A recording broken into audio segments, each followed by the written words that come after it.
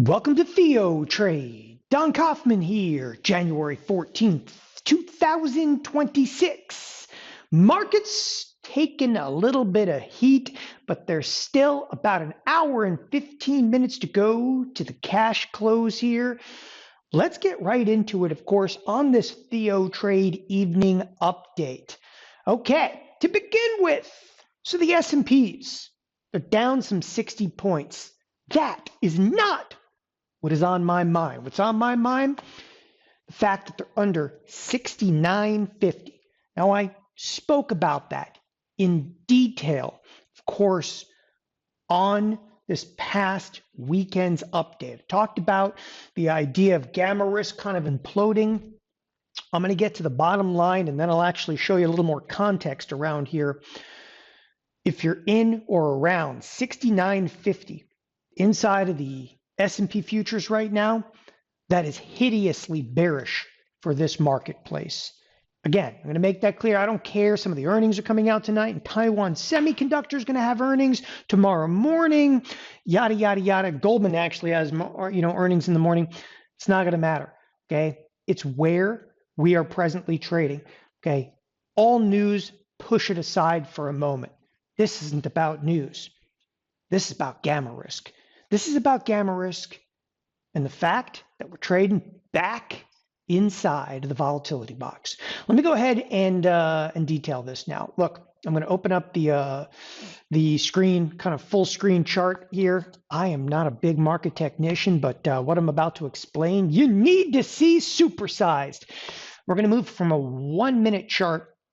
I'm going to move out to 90 days. 1 hour. Now, anytime I look at the futures chart, I like to contract just come over here on Thinkorswim, do a sprocket, go to futures, adjust for contract changes, hit apply, hit OK. What that does is it generates a continuous chart. It basically takes the present value of the S&Ps, which is 69.44, and it takes the old contract, the previous contract, which was a December contract, and adjusts it into today's March contract. You want to do that if you ever look at any technical analysis or even levels inside of the S&P. So here's the bottom line. The bottom line of what I was talking about on the weekend update is that the market had traded in an incredibly finite range for a really extended period of time. I mean, you came into that range, roughly speaking, in late November. Ironically, you actually traded in that range as well all the way back here, but we'll forego discussion of that right now. But we've been in, roughly speaking, the exact same range since late November. And that range has been 68.50 to 69.50. And listen, yeah, I'm rounding it. It's not perfect. We've popped outside that range very, very minimally. But late last week, we actually had a real definitive break to the upside. And that definitive break to the upside at this point has started to implode. Now, most of you are probably thinking to yourselves in more of a technical point of view. You stop that crap because it ain't going to help you here. Here's the bottom line, This is not about technical analysis. This is not about, breakouts and breakdowns. It's about one thing. You traded inside of a 100-point range for the better part of what? Almost 7 weeks. All right? And literally, you can see it on the screen. For 7 weeks, traded in a 100-point range. Do you have any idea how much gamma risk is actually built up in here? If you have no idea what gamma risk is, here's the bottom line. If you trade the exact same range, week in and week out, you're accumulating, open interest on these strikes to the SPX. There are strikes in the SPX, that is option strikes in the SPX, that correspond obviously to these S&Ps. And all you've been doing, week in and week out, is building more and more and more, open interest. So we pop to the upside. Unfortunately, we've now rolled back over. And in doing so, in rolling back over, and I'm actually going to show you right here, we rolled back over, we are actually going to drop right back into the heaviest portion of this gamma risk, as we start to actually crest back in the range, right under the 69.50, that amount of gamma risk Look, market making firms, what we term dealers, they're going to have to sell, okay, into selling. And that's the part that really perplexes so many people. Why do they have to sell into selling? Because it's all about an equation and about neutralizing, okay, their delta, which is their directional risk. So as the market starts coming back down, the entire trading community has to sell into the selling. Okay, does it mean we're going to absolutely outright tank? No, this can actually take a little time, but I'm going to tell you, you're right at that 69.50s back inside of the range. Okay, it's very bearish. You can get a very quick precipitous drop to the 68.50, okay, which is the lower edge of that range. Again, there is just no question, though, right here, right now, okay, this is the level that matters. And people, we are most definitively, we are back inside of that volatility box. Keep this in mind, because day in and day out, you're going to fight. You want to get all kinds of bullish. It's fine. We could pop to the upside a little bit here, but I think you're going to see us keep coming right back down to the 69.50. Okay. Any more sell side hits the tape, we're going to drop like a rock right to that 68.50. Don't be surprised to see that again, kind of precipitous drop. Today's close, though, will mean quite a bit. All right, let's move on past the box. The next thing I want to talk about is the SPX. Why? Well, the SPX, okay, effectively, we have tagged the lower edge of the expected move on the week. You know, this week, it was only expecting just over an $80 move. We got it. And by the way, you know, this is nothing more than like a rounding error in here. The line that I have drawn, okay, is at 68.83. You can see the low, 68.85, effectively tagging the lower edge of the expected move. Okay, we've come a little bit higher off of that right now.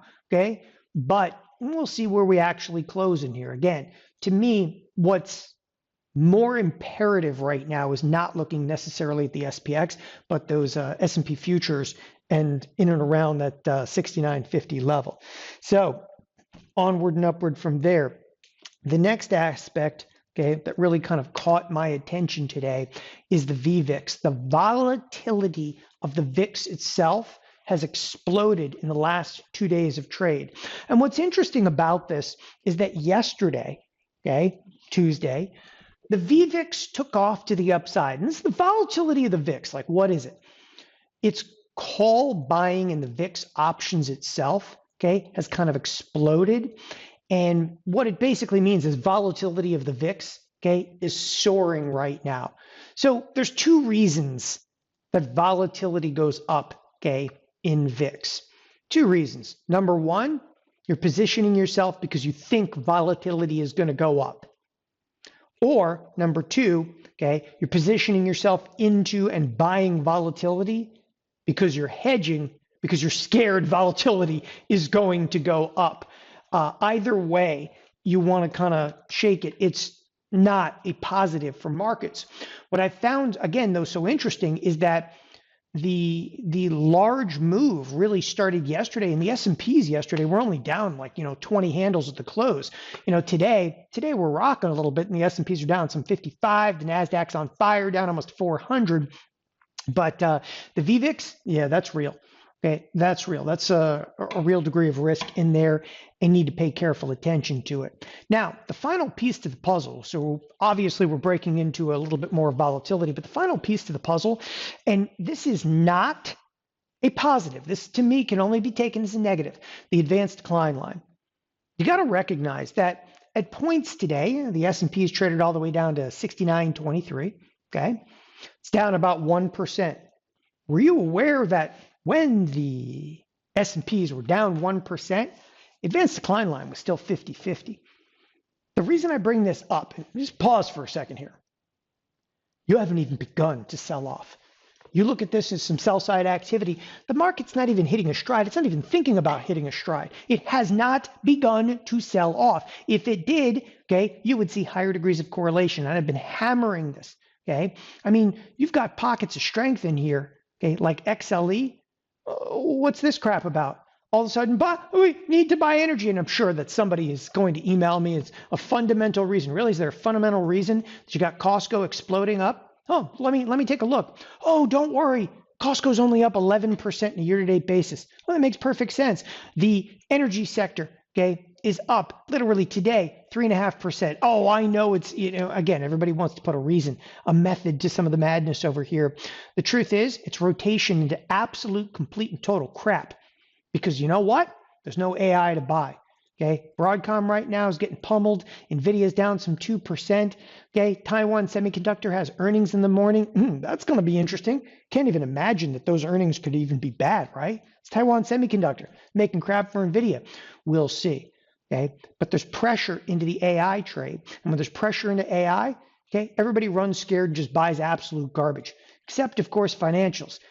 And the irony is that some of the financials that released today, their numbers were not good.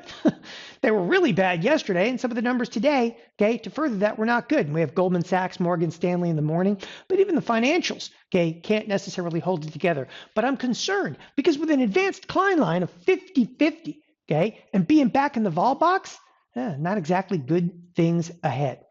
Again, to kind of reiterate here, a couple of points. The biggest one, we're back in the volatility box. The S&Ps, the upper edge of that is 69.50. Number two, yeah, we tagged the lower edge of the SPX expected move.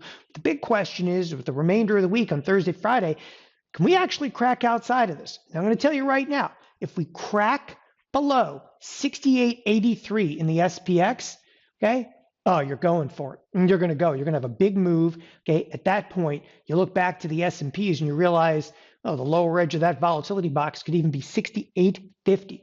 But in order to do that, people, what stands in your way is right here, the advanced decline line. If we're going to get crazy to the downside, you got to see higher degrees of correlation. You got to see like 90 stocks plus trading to the downside. Well, that's it, people, for this TheoTRADE evening update. I know it's not bearish, it's not cheery, but hey, I'm excited. We are back in the volatility box with a crap load of gamma right on top of us. Thanks, everybody. Have a great evening. Bye-bye.